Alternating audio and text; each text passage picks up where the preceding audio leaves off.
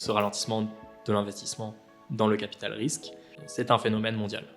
Mais là, avec cette arrivée de l'intelligence artificielle, ça a un peu changé, je pense, le paysage concurrentiel, les barrières à l'entrée et la defensibility de certains projets, donc leur capacité à prouver qu'ils vont pouvoir capter une part de marché super grande. J'ai la base de données, effectivement, Airtable. Je m'en sers pour faire rentrer tous mes dossiers banque d'affaires. Pour mes automatisations, je me sers principalement de Make. Faire le lien pour les emails automatiques quand des dossiers sont rentrés, pour générer des documents automatiquement aussi. Du coup, tu as un parcours académique, hyper rempli et riche, et finalement, tu fondes ton câble. Comment ça s'articule dans ta tête? C'est une excellente question.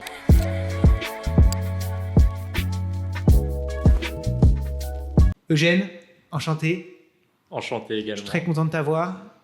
Pour ceux qui ne te connaissent pas, tu as fait énormément de choses et on a un tas de sujets à aborder ensemble, ce qu'on se disait juste avant, sur ton parcours, sur ce que tu fais, sur qui tu es. Et donc, il va falloir qu'on soit méthodique, qu'on soit concis pour pour vous garder les auditeurs tout au long. Mais bon, ton parcours est assez exemplaire, il est assez intéressant, il est un peu atypique, je pense. Donc toi, tu es une nationalité franco-togolaise, si je ne me trompe pas.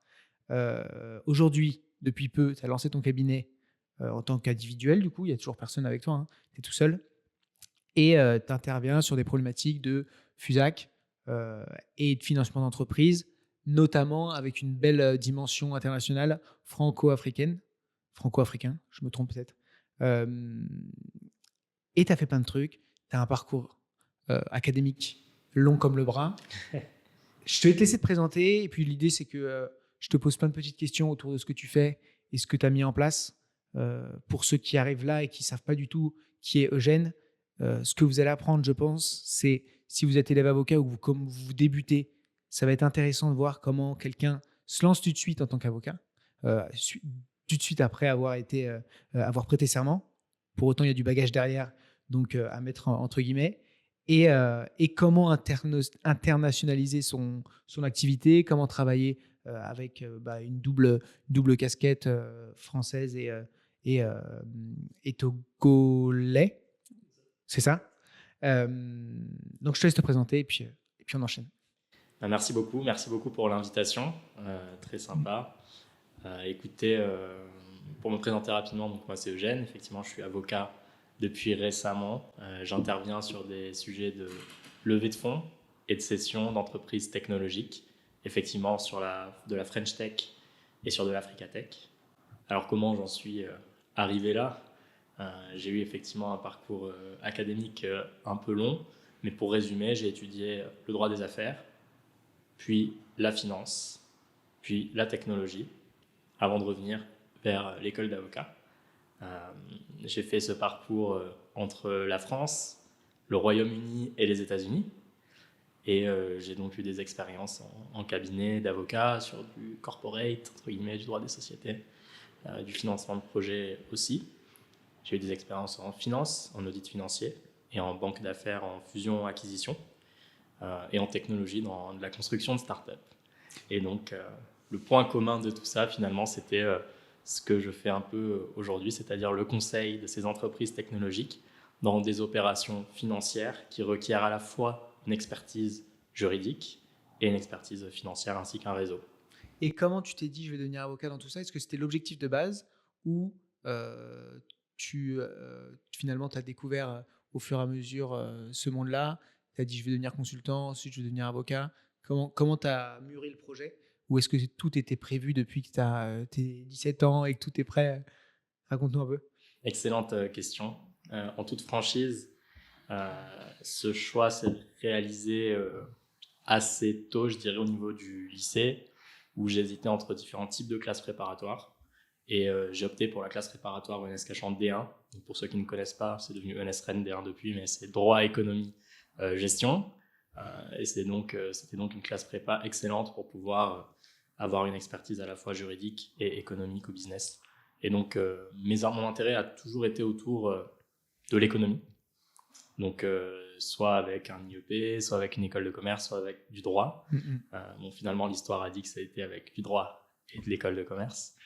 Mais très tôt, ça a été vraiment sinon de vouloir être avocat au moins, d'avoir ces expertises-là sur des sujets de fusion-acquisition ou plus largement d'investissement, c'est-à-dire de mobilisation de l'argent pour des opérations économiques.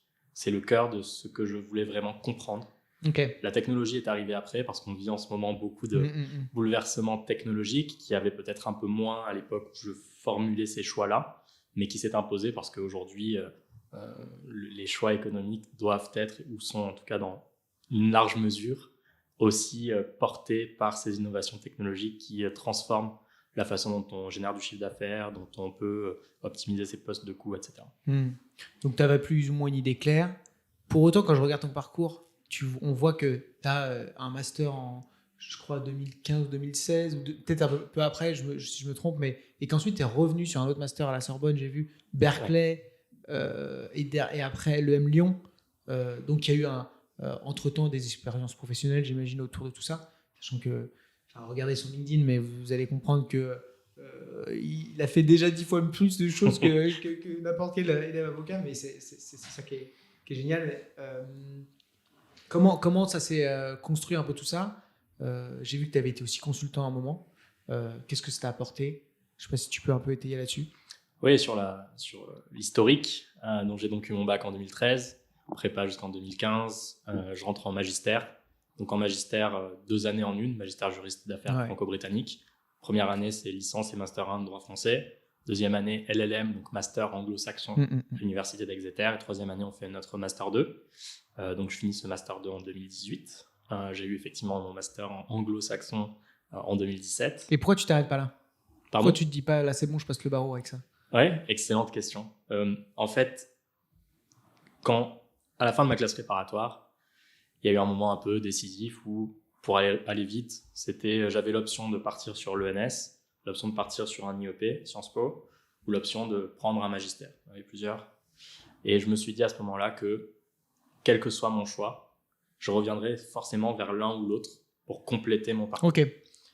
Donc à la fin de mon Master 2, j'hésitais entre deux choses, mais ce qui a retenu mon attention finalement, c'était cette expertise financière vraiment. Et ce qui faisait sens à ce moment-là, c'était de compléter ce parcours avec un parcours en école de commerce pour pouvoir, approfondir mon expertise financière. Surtout, quand on est à la fac de droit, on est très... On nous dit, vous êtes à la fac de droit, vous ne pouvez faire que du droit. Et donc, c'était compliqué, même psychologiquement, de se dire, je peux par moi-même apprendre des sujets financiers et obtenir une expérience financière pour compléter cette approche juridique. Donc, cette case école de commerce, c'était peut-être aussi pour se rassurer soi-même, pour apprendre, pour développer un réseau et pour pouvoir avoir accès à des opportunités que j'ai pu avoir.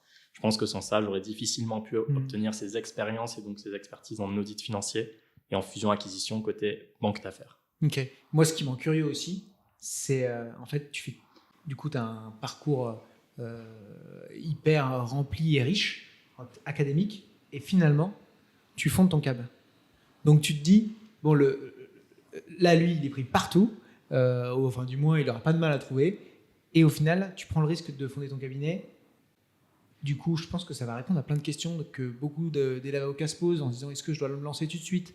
Est-ce que j'attends 2 ans, etc. Bon, là, ça montre quand même que tu voulais te rassurer, être sûr de toi. Mais quelle était un peu la démarche? Et est-ce que tu comptes garder ce cabinet ou tu as aussi pour idée, alors peut-être pas là, mais de te faire acheter ou de rejoindre au fur et à mesure peut-être une structure un jour? Comment ça s'articule dans ta tête? C'est une excellente question. En réalité, j'ai lancé... cette démarche a été faite déjà parce que je voulais avoir une approche spécifique. Il y a d'autres personnes qui ont cette approche-là, mais qui était de m'éloigner un petit peu de l'expertise brute pour pouvoir avoir une approche de conseil global sur un type d'opération. Donc certains avocats se distinguent par ce qu'ils peuvent faire du contentieux et du conseil sur un même sujet. D'autres se distinguent parce qu'ils ont un cabinet international sur un sujet, ils peuvent le traiter avec des équipes dans différents pays. Moi, mon souhait, c'était de me positionner sur une problématique, ces transactions financières, et de pouvoir avoir sur cette problématique-là une approche globale sur le problème, mais spécifique à la transaction. Je m'explique. L'expertise en matière de droit des sociétés, l'intervention dominante en matière de droit des sociétés, l'expertise en matière de conseil financier, prévisionnel financier, la capacité à le construire, la capacité à challenger une valorisation, la capacité à identifier des contreparties pertinentes. Tu lèves des fonds, quel investisseur potentiellement par rapport à tes caractéristiques aujourd'hui pourrait être intéressé, sur quoi tu peux travailler pour être encore plus attractif, comment approcher ces investisseurs, dans quel ordre entre guillemets, et comment maintenir le processus, tout cela avec l'expertise juridique. Donc l'idée c'était vraiment d'avoir cette approche one-stop shop. Ouais. Donc ça c'est vraiment pour sur ce point. C'est aussi pour du coup tu valorises ton parcours par rapport à tes clients, etc. J'ai vu en plus que ça fait du coup, on en parlait juste avant, 2 ans et demi, 3 ans que tu étais consultant en parallèle de tes études, donc tu étais aussi sur le terrain. Tu étais aussi à des stages, donc j'imagine que tu faisais ça aussi en parallèle de stages, etc. Est-ce que tu conseilles aux étudiants d'essayer de commencer à développer un peu une activité parallèle et toi, qu'est-ce que ça t'a apporté justement? Comment tu as trouvé tes premiers clients, etc. Surtout quand on est jeune, souvent on se dit on n'est pas légitime. Alors même que moi j'étais freelance pareil dans mes études. J'ai toujours été freelance presque durant mes études. Et c'est là où j'ai appris 80% de ce que j'ai appris et que je ressors aujourd'hui. Qu'est-ce que toi ça t'a apporté? Alors ce que je recommande, honnêtement c'est en fonction du parcours de chacun. Il est difficile de recommander une action spécifique.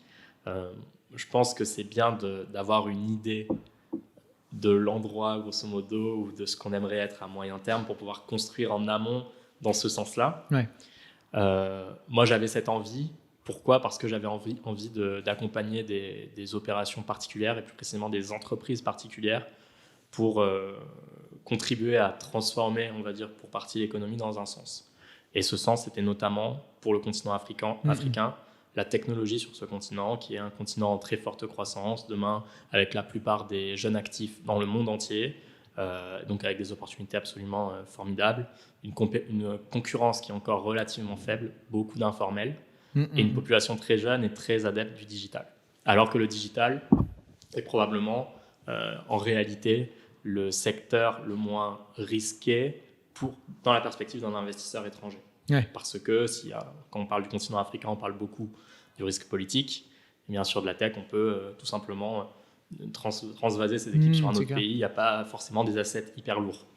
Donc, pour moi, ça faisait sens de développer ça pour soutenir en partie cet écosystème-là. Et en France, plus récemment, l'intelligence artificielle, parce que je pense que c'est vraiment au cœur de ce qui va définir l'économie demain. Mais pour un étudiant ou une étudiante qui souhaiterait pratiquer en droit de la famille, par exemple, je ne vais pas forcément recommander de faire une école de commerce en particulier. Dans tous les cas, entreprendre de façon large pendant ses études, c'est bénéfique. Ouais. Parce que ça aide à déjà se mettre dans la démarche de créer dans un but précis et pas simplement d'obéir à des ordres, entre guillemets. Et ça aide aussi à développer un réseau. Et ça, quelle que soit la structure, normalement, c'est positif.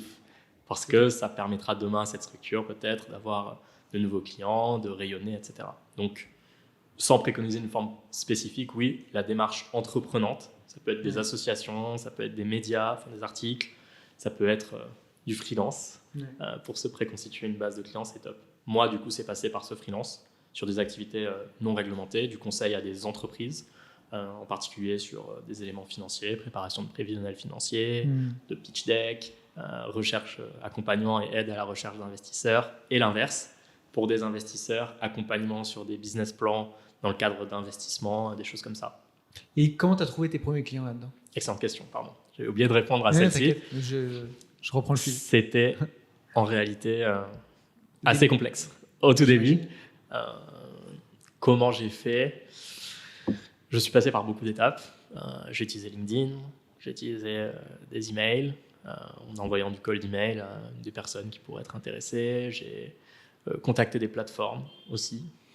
Et c'est dans cette et j'ai contacté surtout des personnes qui faisaient ça depuis un certain temps. Et en réalité, c'est eux qui ont commencé à me donner du travail. Et ils ont délégué quoi un petit peu. Ouais, exactement. Donc, certains étaient consultants sur du M&M et côté intégration post-acquisition, et donc ils voulaient réinvestir parce que c'est aussi beaucoup de ces sujets-là chez ces consultants qui ont leur société, qui ont aussi leur holdings un peu patrimoniales qui réinvestissent. En l'espèce, ça tombait bien parce que j'avais un peu cette casquette M&A, mais aussi cette casquette investissement. Et donc, typiquement, un sujet d'analyse de business plan, d'analyse de marché dans le cadre d'un investissement, c'est un consultant comme ça qui me l'a conféré. Et puis après, avec d'autres personnes, leveurs de fonds sur d'autres marchés ou avec d'autres axes, qui me mandataient pour les aider à compléter des processus, par exemple. Donc, c'est comme ça, de fil en aiguille. Et Génial. principalement auprès d'autres, en réalité, d'autres professionnels que ça s'est développé. Mais du coup, tu as appris à leur côté, tu as repris leur méthode. C'était des formes de stages, mais sans doute beaucoup mieux rémunérés. Donc, c'est pas la même posture. C'est marrant parce que nous, on a un stagiaire qu'on avait recruté comme ça aussi, qui finalement avait simplement porté de l'intérêt à ce qu'on faisait. Et c'est la meilleure des manières de chercher du taf. Parce qu'en fait, c'est marrant, tu te dis, le petit jeune, il cherche à avoir de l'info sur ce que je fais, vas-y, je vais lui accorder une petite demi-heure. Ouais. Au final, tu te dis, il est bien cortiqué, on va lui envoyer du taf. Et puis en fait, tu commences comme ça, quoi. Ok. Et c'était tes premiers clients, ils étaient du coup, c'était des clients français ou c'était des clients africains? Le tout premier, ouais, un client français. Ok. Et après, rapidement, ça a été donc d'autres professionnels européens, donc un à Londres, puis d'autres, voilà, et qui me confiaient des dossiers qui étaient, eux, basés sur le continent africain. Tu as plutôt tendance à travailler de ce sens-là, c'est-à-dire avoir des clients en Europe qui travaillent en Afrique, ou ça t'est quand même arrivé après d'avoir des clients en Afrique qui essayent de justement s'installer en Europe? Alors j'imagine que souvent, c'est une histoire de pouvoir d'achat par rapport à des pays, et du coup c'est compliqué d'avoir des clients africains, mais j'imagine qu'il y a des grosses boîtes du coup en Afrique qui sont capables d'aller te chercher. Et comment ça s'articule? Ouais, alors quand je dis client, juste pour être clair, pour celui qui est à Londres, c'est un autre leveur de fonds, et donc qui me mandatait pour l'aider à travailler avec un client, un sous-jacent, qui pour le coup, pour ce leveur-là, sont tous sur le continent africain. Donc après, les entreprises en question, quand elles lèvent des fonds, puisque là c'est 90% de l'activité, c'est de la levée actuellement, il y a quelques dossiers de cession qui sont moins importants, on en prend aussi moins parce que c'est aussi solide. C'est long. Ouais. Et donc, ces dossiers-là, en réalité, peuvent parfois intéresser des investisseurs qui sont en dehors du focus sur le continent africain, en fonction des marchés sur lesquels ils sont déjà présents. Donc, il y a par exemple des startups qui sont basées en Afrique de l'Ouest, mais qui servent des clients, enfin, leur chiffre d'affaires est généré principalement, par exemple, en France. Parce qu'avec leurs solutions technologiques, ils vendent les sujets à des clients français. Mais la valeur est produite sur le continent africain. Donc ça, c'est des exemples typiquement mixtes où on peut retrouver ces ponts-là. J'ai un autre sujet, un sujet de cession, où là, la holding est effectivement en France, mais les opérations, donc l'équipe dirigeante est française, voilà, mais les opérations se font toutes en Afrique du Nord. Ok, intéressant. Et du coup, je trouvais ça assez logique, de toute manière, ton positionnement, parce que tu as vécu une belle partie de ta vie, si je ne me trompe pas, du coup, au Togo. Non, je me trompe. J'ai vu à Bangui. Exactement, magnifique. J'ai vu ça sur Internet. Exact. Et du coup, tu dois avoir du réseau aussi là-bas. Tu as réussi à développer du réseau là-bas ou finalement, c'était quand tu étais trop jeune Ouais, alors effectivement, donc j'ai vécu 4 ans en République centrafricaine. J'ai fait toute mon école primaire là-bas, à Bangui, qui est effectivement la capitale. Ouais. Donc j'étais assez petit, mais j'ai conservé des relations. Ouais. Et d'ailleurs, je rencontre parfois des personnes qui étaient dans la même école que moi, enfin au lycée français du coup, à Paris. Donc c'est toujours des belles rencontres. La République centrafricaine, c'est un pays extrêmement pauvre, pour le coup, où l'activité technologique est très faible et qui est sujette qui a été sujette à des instabilités. Donc c'est vrai qu'on voit moins de sujets là-bas aujourd'hui. Et même pour des investisseurs, on va dire africains, c'est un pays qui ne vient pas au premier plan. Pour des investisseurs sur ce marché, on regarde notamment 2 choses. Évidemment, le cadre institutionnel et juridique, mais aussi la taille du marché. La République centrafricaine, c'est un petit pays très riche en matières premières, mais très peu d'habitants, c'est un petit marché en Afrique centrale. Donc c'est pour cette raison-là qu'il y a moins d'opportunités, mais s'il y en avait... Et tu as tendance à bosser du coup plutôt avec quel pays? Finalement, c'est un peu l'idée que j'essaie d'amener là, c'est je suis un avocat, j'écoute le podcast actuellement, je cherche un partenaire pour justement se voler un peu international. J'ai un client qui cherche à développer en Afrique ou un client africain qui cherche à développer en France. à quel moment je t'ai fait appel à toi pour m'accompagner sur ce sujet-là, quoi. Ouais. Alors, moi, Instant promo, finalement.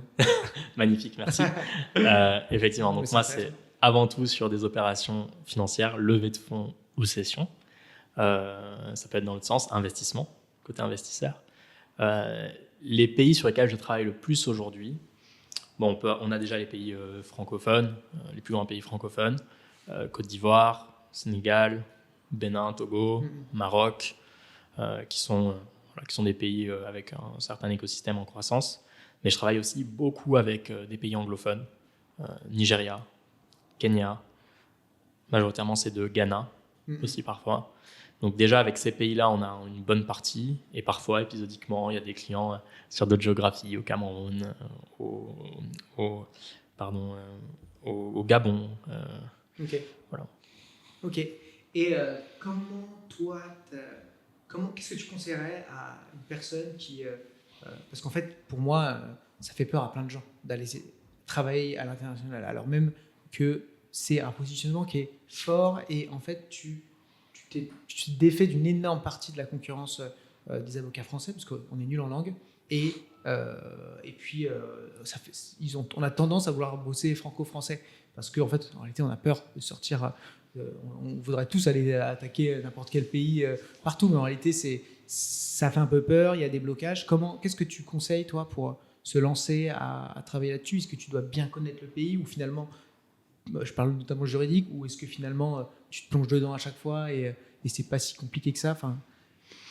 Sur le plan purement juridique, faut regarder parce que bon, on est avant tout en tant qu'avocat, casquette avocat, on connaît le droit français, éventuellement le droit OHADA pour du conseil, mais il y a d'autres droits qui sont moins familiers. Moi, j'ai quelques bases grâce à mon LLM sur des aspects plus common law, en particulier sur des opérations financières, mais même avec ça, ça ne donne qu'un aperçu. Donc, dans tous les cas, si on intervient sur un sujet dans un droit étranger, c'est toujours bien de travailler main dans la main avec un conseil juridique local. Parce que voilà, donc on gardera cette casquette de l'architecte de l'opération. Okay. D'autant plus si on a cette capacité pour le client à ramener du dossier, à être un conseil sur d'autres éléments de la transaction. Mais c'est vraiment dans cette optique-là et c'est pour cette raison-là aussi que je peux être entre guillemets si large sur les pays. Je ne me prétends pas du tout être expert du droit ghanéen, des sociétés, etc.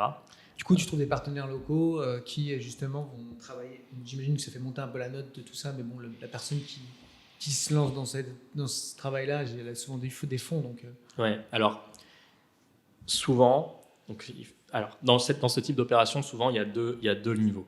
Il y a le niveau de la société d'exploitation, qui est effectivement très souvent local, et le niveau de la holding qui réalise l'opération. Et la holding qui réalise l'opération, en réalité, elle est souvent soit européenne, enfin pas toujours, mais souvent soit européenne, soit île Maurice, soit États-Unis, Delaware. Okay. Donc on retrouve quand même des actes standardisés pour ça, que même les clients connaissent, et où finalement il y a toute une série de choses qui est déjà présente. Ça devient un peu plus complexe si on va chercher des garanties. Ça devient aussi un peu plus complexe si on négocie le pacte d'associés qui a des sujets spécifiques. Mais ça fait que quand même on retrouve souvent les mêmes problématiques. Donc ça réduit un peu la note parce qu'il y a des actes standardisés. Les sujets des conseils locaux, c'est beaucoup pour les sociétés d'exploitation, pour les audits, en réalité, qui sont mobilisés, ou si l'opération se fait sur une société de droit local, ce qui est quand même plus rare. En OHADA, on le retrouve, mais le droit OHADA, c'est des sujets qui sont quand même plus familiers des avocats francophones. Et je vais profiter que tu sois là pour parler un peu d'actualité. C'est parce qu'on c'est pas trop normalement ce qu'on parle sur le podcast, mais ça m'intéresse et je pense que ça va intéresser d'autres monde parce que tu t'y connais bien. Et actuellement, les levées de fonds à Paris, j'ai l'impression que c'est pas non plus incroyable. Si on n'est plus en 2022-2023 où c'était la fiesta, là c'est fini. Mais est-ce que du coup, toi, j'imagine que toi, justement, tu t'es un peu défait de ces ralentissements économiques grâce justement à cet aspect-là. Est-ce que les gens investissent à fond en Afrique et tu arrives, toi, du coup, à t'y retrouver malgré le fait qu'en M&A, actuellement, c'est un petit peu plus calme? Est-ce que tu as une cartographie un peu actuelle de ce qui se passe? Alors c'est peut-être un peu... c'est une excellente question. Très, très bonne question. Peut-être un peu précis aussi. Mais Non, mais c'est parfait. Soyons précis. C'est là où on gagne dans la discussion. Je pense que c'est un phénomène mondial ce ralentissement de l'investissement dans le capital risque, qui est dû à mon sens à deux choses. La première, c'est l'augmentation des taux, qui rend les produits de dette plus intéressants et qui augmente la nécessité de rendement pour des produits d'equity, donc en capital. C'est le premier facteur. D'ailleurs, dans les produits en capital, il y a différents types de produits. On trouve notamment, pour aller vite, dans le non-coté, le private equity de façon générale et le venture qui vient vraiment en dessous et qui est en général le parent pauvre de l'investissement non-coté. Donc, la poche qui va vers l'investissement en capital s'est réduite et forcément, la partie qui continue à capter le plus de ressources, c'est le private equity. Donc, le venture capital a eu beaucoup moins de ressources. Là, on parle de qui? On parle des fonds de fonds, enfin des personnes qui vont donner de l'argent à des sociétés de gestion pour qu'elles créent des fonds et qu'elles investissent. Donc, la conséquence directe, c'est que les sociétés de gestion sur du capital risque ont plus de mal à lever des fonds elles-mêmes que tout ce qui va être family office ou les high net worth individuals. Ils vont avoir un coût d'opportunité qui est plus le même et donc si jamais ils font suivre ce raisonnement-là, allouer un peu moins de fonds au venture capital et donc forcément l'écosystème a moins d'argent aujourd'hui. Le deuxième point par rapport au ralentissement fin 22, 23, 24, c'est aussi à mon sens provoqué par l'arrivée de l'intelligence artificielle qui change beaucoup de business plans de beaucoup de modèles. Il y a des SaaS qui se sont construits pour résoudre certaines problématiques grâce à du code classique, des architectures surtravaillées. Et aujourd'hui, et en partant du principe que il n'y aurait pas forcément beaucoup de concurrence, que pour rentrer sur ce marché, il faut dépenser tant, et donc il n'y aura pas plus de... donc on peut capter tant de parts de marché, donc la valo c'est tant, parce qu'à terme on peut faire tant de chiffre d'affaires. Mais là, avec cette arrivée de l'intelligence artificielle, ça a un peu changé, je pense, le paysage concurrentiel, les barrières à l'entrée et la defensibility de certains projets, donc leur capacité à prouver qu'ils vont pouvoir capter une part de marché super grande. Donc je pense qu'il y a eu un effet d'attente aussi pour voir, parce qu'on était d'annonce en annonce sur ces produits d'art, on était en mode ok, voyons voir un peu tout ça, étudions un peu les impacts que ça peut avoir sur les marchés. Donc ces deux effets combinés, je pense, ont mené à 2022-2023.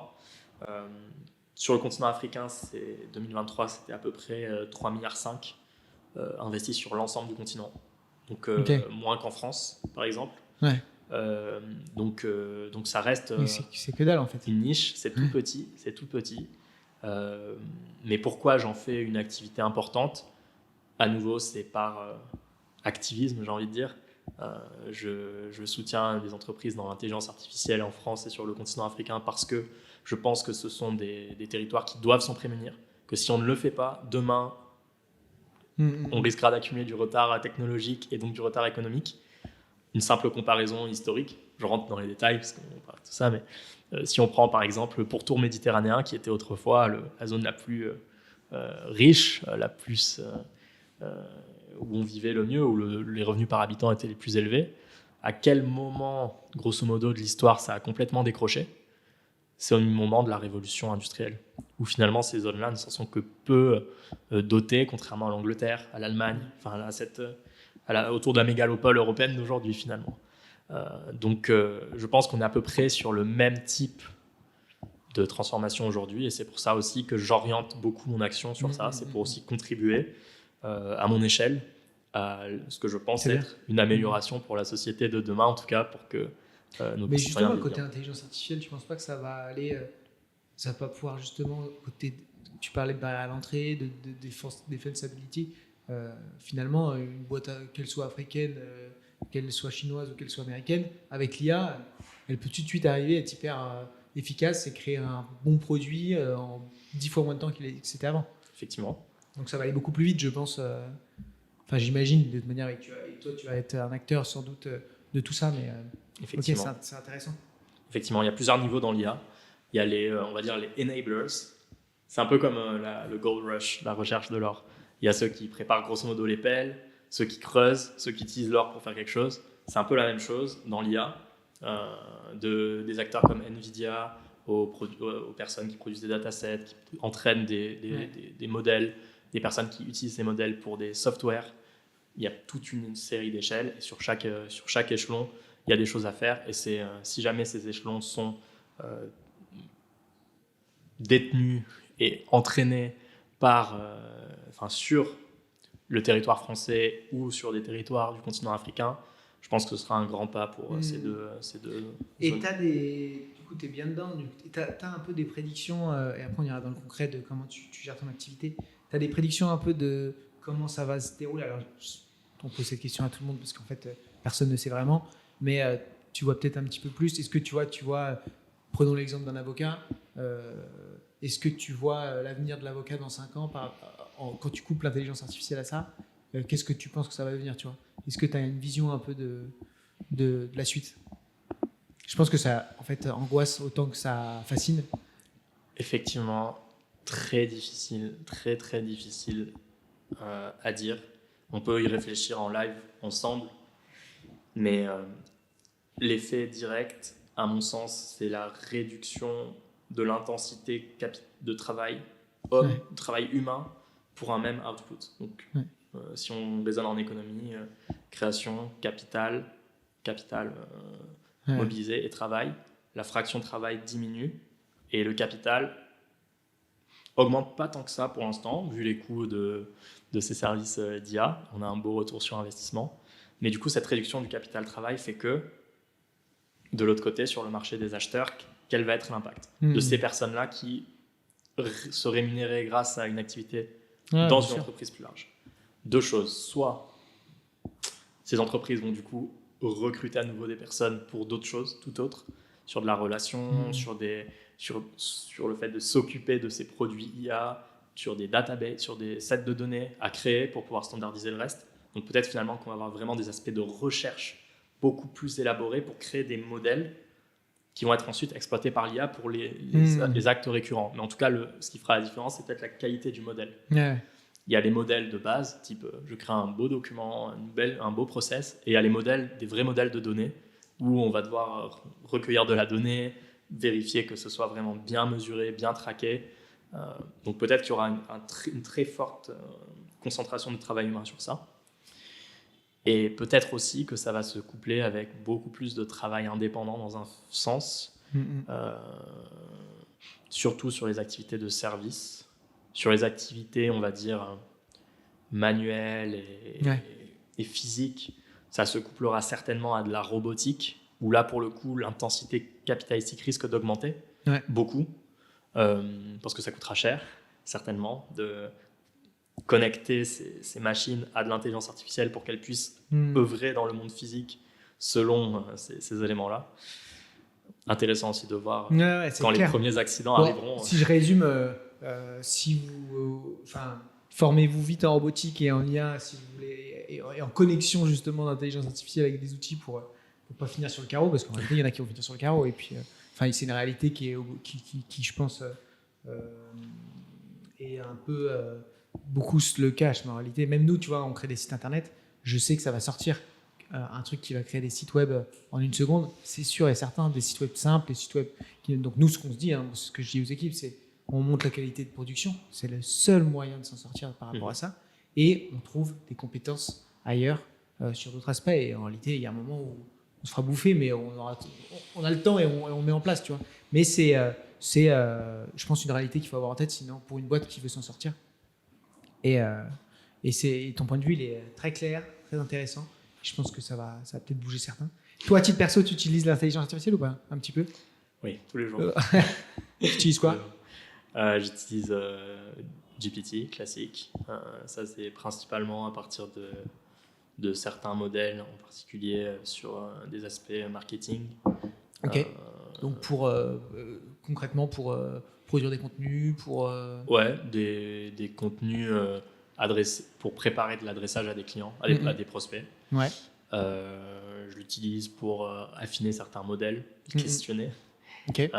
J'utilise pour challenger des clients sur leur modèle à eux, pour trouver toutes les petites les petites problématiques qu'on pourrait ressortir pour les pré-entraîner à des entretiens.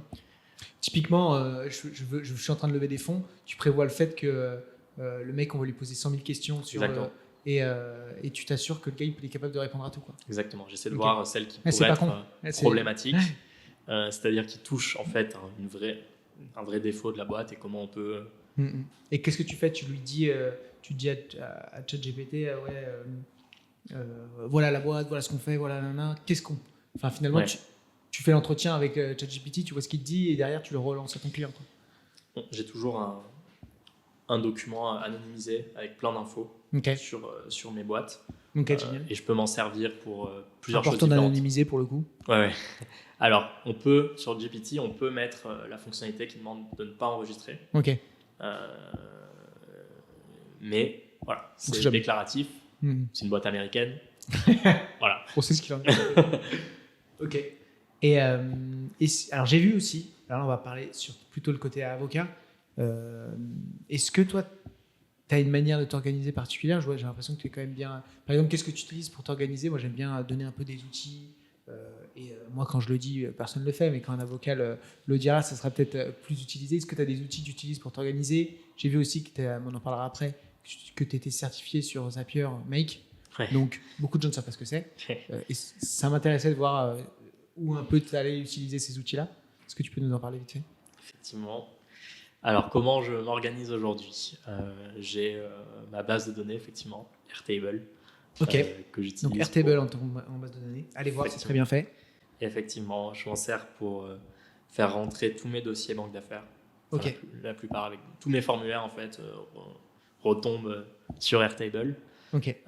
Pour mes automatisations, je suis certes certifié je sais plus Zapier, mais je me sers principalement de Make aujourd'hui. C'est un peu la même chose. C'est un peu la même chose. C'est un outil d'automatisation pour mettre en place des process entre différents outils. Magnifique, magnifiquement dit. Effectivement, donc je m'en sers pour faire le lien, pour les emails automatiques quand des dossiers sont rentrés, pour générer des documents automatiquement aussi, qui sont des premières versions. Par exemple, tu as mis en place un mec te remplit un formulaire, ça crée un premier document que tu vas pouvoir retravailler? Oui, totalement.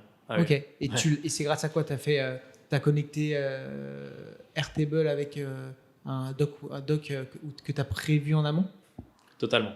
Donc, si on rentre dans la technique, ça va être un mélange de premiers filtres qui vont se faire en fonction des catégories et de croisement avec d'autres catégories pour les documents, justement. Donc là, ça va me présélectionner des sets de documents appropriés par rapport aux réponses de la personne. Donc, pour faire ça, par exemple, si c'est levée de fonds, précide, pas de... Donc le gars, lui, il a rempli il a coché sur des cases des catégories. Ouais. C'est pas il a écrit du texte et... S'il a écrit du texte, ce qu'on prépare là, c'est un passage additionnel avec de l'IA pour le coup, pour pouvoir raccrocher à d'autres catégories existantes. Oui, tu as même fait ça. T'as créé ça, c'est en cours. C'est en cours. Puisque je développe moi-même, ça prend, c'est pas mon truc principal. Et que, voilà, putain, c'est génial. Donc pour ceux qui ne comprennent pas forcément, parce que là, nous, on se parle, on sait de quoi on parle, mais en gros, quelqu'un remplit un doc, potentiellement, il écrit du texte. Donc ça veut dire qu'il faut traiter ce texte.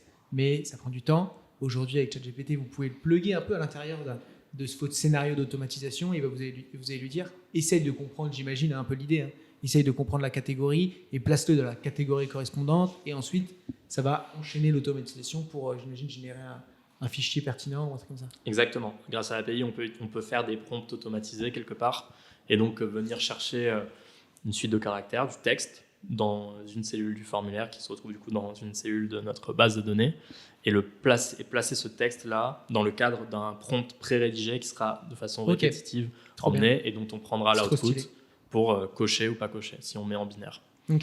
Et en gros, là aujourd'hui ce que tu as, c'est plus on remplit des cases, on coche des cases et ça produit un doc. Des documents. Effectivement. Putain, c'est incroyable. Déjà, c'est incroyable parce que... Et les dossiers, dans le bon dossier. C'est génial. Non, mais c'est un niveau d'organisation qui est... faut se rappeler que tu as des boîtes qui sont plus de 150-200 personnes, ils n'ont pas de CRM. Donc, à côté de ça, tu te rends compte du niveau d'organisation qu'il y a derrière, qui est impressionnant, et surtout chez les avocats où c'est pas trop le cas.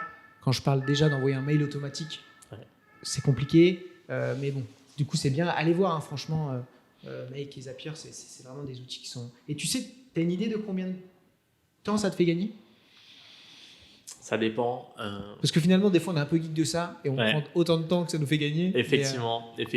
Alors justement, pour ça en particulier, je pense que Je pense que ça m'a pris beaucoup de temps parce qu'en même temps, j'apprenais à faire certaines choses. Euh, Ça me fait quand même gagner du temps, mais il y a aussi beaucoup de clients qui... Enfin, ça me fait gagner du temps, mais parfois, le formulaire, je dois le remplir moi-même parce que les clients veulent parler. Ok. Et on envoie le formulaire, mais ils vont pas le remplir tout de suite. Et donc, s'ils veulent le faire, on demande en live les infos et puis on le fait nous-mêmes. Ok. Mais ça fait gagner du temps aussi. Ça me fait quand même gagner du temps. Là où ça m'aide aussi, c'est dans mes relations avec certains investisseurs. Voilà. Ok. Trop cool. J'imagine qu'en plus, ils se disent on est sur du sérieux là.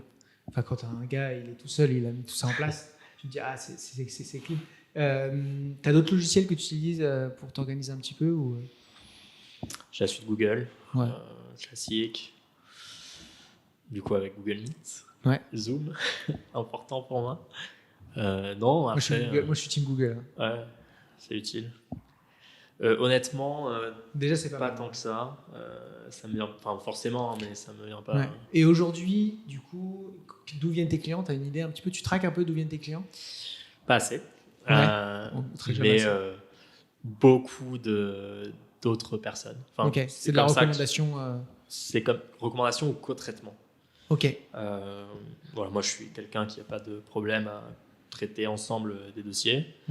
Et donc voilà, tout simplement, en travaillant en bonne intelligence, je travaille avec d'autres banquiers d'affaires qui sont peut-être moins spécialisés sur la tech, qui sont très généralistes, surtout sur le continent africain, qui peuvent gérer des dossiers immobiliers, des dossiers de PME, des prêts et des levées de fonds tech. Mais du coup, quand ils ont des sujets un peu pointus, souvent on travaille ensemble. D'autres avocats. Des incubateurs parfois, des business angels, enfin voilà, d'autres différents types de personnes qui font appel à moi pour les aider soit dans des processus avec leurs clients, soit directement les aider des personnes qui connaissent dans leurs investissements. Ok, trop bien. Et j'avais vu, et je pense qu'on va finir aussi là-dessus, c'est que tu avais une activité accessoire du coup maintenant, mais enfin avant ça l'était pas, c'était simplement une activité que tu avais en plus. Qui est une plateforme, je ne veux pas me tromper, Zema Venture, c'est ça? Exactement. Est-ce que tu peux en parler? Qu'est-ce que c'est exactement? Est-ce qu'aujourd'hui elle est un peu mis de côté parce que je me dis que tu es débordé par tout ce qui se passe, mais en même temps peut-être que tu as réussi à le déléguer, enfin comment ça se passe? Qu'est-ce que c'est? À quoi ça sert? En réalité, justement, tous les formulaires, etc., beaucoup viennent de là. À quoi ça me sert? Avant tout, c'est un give back parce qu'elles sont gratuites, enfin, sont en accès ouvert. Il y a 3 plateformes. Zema Ventures, sur laquelle il y a des investisseurs qui sont référencés, qui investissent en France. Donc moi, je peux y aller gratuitement là, je m'inscris, c'est parti. Trop bien. Elle est en libre accès, tu n'as même pas besoin de t'inscrire en réalité. Tu t'inscris que si tu veux mettre une boîte, enfin si jamais tu veux contacter par email des gens, on ne donne pas les emails des gens, évidemment. Donc ce qu'on fait, c'est qu'on te demande de t'enregistrer. Donc en fait, c'est là le formulaire complet. Et nous, on regarde l'entreprise et si jamais ça match avec l'investisseur, on lui envoie un email. Et du coup, on propose aussi, si on voit des choses qui ne vont pas, on dit attention, ça, et on te conseillerait plutôt de faire comme ça, discutons-en. Et voilà, éventuellement, si la personne veut, on peut travailler ensemble. Mais sinon, il y a toute une partie information, les secteurs, les formes, les formulaires des fonds. Parfois, les fonds vont les contacter par formulaire. On met les formulaires dessus. Comme ça, si les personnes... Donc voilà, c'est une première contribution. Tu leur offres des leads, finalement. Exactement, il y a beaucoup de personnes qui n'ont pas accès à cette information-là. Pour des personnes de l'écosystème, c'est-à-dire qui investit dans quoi. Pour des personnes qui sont dans l'écosystème, ça paraît comme étant vraiment naturel. On se dit que c'est hyper facile à trouver, mais en réalité, c'est pas si facile que ça. Il faut connaître les bons sites, etc. Donc nous, on essaie vraiment de... Quand tu dis nous, vous êtes plusieurs? Je dis nous parce qu'en fait, au final, je bosse avec plein de gens. Donc effectivement, dans ma structure, je suis tout seul. Mais dans mon quotidien, c'est toujours beaucoup de personnes. La deuxième structure, c'est Zema Ventures Angels. Donc là, c'est la même chose, sauf qu'on met en avant uniquement les clubs de business angels, sur quoi ils investissent, dans quel pays. Et comme ça, si toi, tu as envie de commencer à investir et tu ne sais pas trop comment t'y prendre, tu as des petits tickets, tu ne peux pas investir tout seul en business angel direct dans la cap table parce que tu peux pas mettre 100 000 balles, tu peux rentrer dans un club de business angel qui va partager ses opportunités avec toi, tu pourras mettre un petit ticket, contribuer, etc. Et donc, pour trouver le club qu'il te faut, voilà, tout simplement, tu pourras filtrer, etc. Et la dernière, le petit dernier qui est en cours de développement, c'est Zema Ventures Exit, plateforme sur laquelle on liste des entreprises tech du continent africain qui sont Ok. en cession, c'est-à-dire soit Ok, qu'il y ait génial. des fonds qui veulent céder une portion, c'est-à-dire une cession minoritaire, soit carrément Les gens qui veulent vendre les leur personnes boîte. qui sont OK pour céder, quoi. Ok, trop stylé. Et donc tu peux arriver comme ça, te connecter. Alors toi, ça te fait du coup, c'est hyper smart parce qu'en réalité, tu as accès à des gens qui veulent vendre peut-être en priorité leur boîte et tu sais, toi, tu as accès à c'est une forme de off-market et tu as accès un peu à tous les. Alors tu les offres à tout le monde, ça c'est hyper généreux. Mais d'un côté, c'est toi qui es du coup le premier à avoir la nouvelle et ça te permet, j'imagine, derrière de mettre en place une relation commerciale avec eux. Totalement. C'est trop smart. Et ok. Donc, si ça vous intéresse, je pense pas qu'il y ait beaucoup d'investisseurs qui vont regarder, mais l'idée, elle est bonne et c'est typiquement les idées un petit peu détournées de comment on peut trouver des clients intelligemment, tout en plus en apportant. Enfin, Tout à fait. franchement, tu fais de mal à personne. Par contre, toi, forcément, tu récupères aussi ta part de lead. Tu n'es pas payé directement, mais tu es payé en opportunité business, quoi. Exactement. Ok, trop bien. Et donc, faut pas que tous les avocats aillent tomber dedans et envoyer du mail. Donc, bon, on arrête d'en parler. Ok, très bien. Parfait. Qu'est-ce qu'on te souhaite du coup Donc là finalement, tu as déjà mis plein de choses en place, mais c'est le début de ton aventure en tant qu'avocat, même si tu as fait plein de consulting en amont. Est-ce que tu recrutes Est-ce que tu cherches des stagiaires Est-ce que tu peux nous en dire plus? Je sais qu'il y a plein d'élèves avocats qui écoutent et qui sont en recherche de justement aventures un peu différentes. Alors malheureusement, les élèves avocats, compliqué parce qu'il faut avoir, je crois, 5 ans de barre Ouais. pour pouvoir prendre Oui, d'accord. des Je stagiaires savais élèves pas. avocats, effectivement. Mais oui. Je pense qu'il y en a plein qui ne respectent pas ça. Mais bon, bref. C'est vrai. Ouais, je sais normalement, pour le stage final, quand même. Ok, je sais pas. Peut-être, t'as raison. Après, pour les stages M2. Je l'avais sais jamais pas ça. entendu. Ouais. Ouais. Ok. Donc, pas en collaboration aujourd'hui. Ouais. Pour des stages, on peut regarder effectivement des stages d'été ou des stages longs de 6 mois. Forcément, vu la nature de ce que je fais, côté avocat, c'est toujours intéressant d'avoir des personnes qui sont prêtes à regarder un peu les deux, c'est-à-dire cet aspect un peu financier, stratégie pour un processus, faire plus qu'entre guillemets regarder les documents, même avoir du conseil sur comment transformer l'entreprise, transformer certains processus pour qu'ils soient compliant, mais vraiment être dans cette démarche de se dire à qui on peut vendre cette entreprise, qui ça peut intéresser. Pas forcément du coup des avocats, mais ça peut être des consultants ou des jeunes d'école de commerce qui cherchent. Parce qu'en réalité, il y a deux structures. L'activité accessoire, c'est une société commerciale classique qui porte les activités, on va dire, de banque d'affaires, conseil financier, etc., les plateformes. Et le cabinet d'avocat, qui est une entreprise individuelle. Voilà. Qui se mélange un petit peu, du coup, j'imagine, parce que ton côté avocat, tu dois bien le vendre dans le consulting et vice-versa. Donc, t'as bien raison de faire ça. Ok, très clair. Qu'est-ce que je voulais te poser comme question? Est-ce que toi, tu as vocation à rester seul, justement, ou tu as quand même vocation à développer une structure un peu plus grande? Tout ce qui peut servir à ce combat est bienvenu. Donc voilà, j'ai eu des échanges avec des structures qui souhaitaient se rapprocher, des partenariats plus ou moins intégrés. Donc c'est des choses que j'étudie à condition de pouvoir bien sûr toujours servir la cause de ce que je fais, c'est-à-dire servir ces entreprises technologiques de l'intelligence artificielle en France et sur le continent africain, et de la tech en général sur le continent africain, parce que je pense que c'est ce dont nous devons nous doter aujourd'hui pour assurer l'avenir demain. Génial. Eh ben nickel. C'est très clair. Merci beaucoup, Eugène. Et puis, moi, je te souhaite que ça réussisse. C'est un beau projet. Tu es animé et ça fait plaisir de voir quelqu'un comme ça. On ne se connaissait pas avant, c'est la première fois qu'on se voit. Donc, bravo à toi. Et puis, prenez contact avec lui si vous avez des projets qui peuvent être en adéquation. Merci à toi. Merci beaucoup.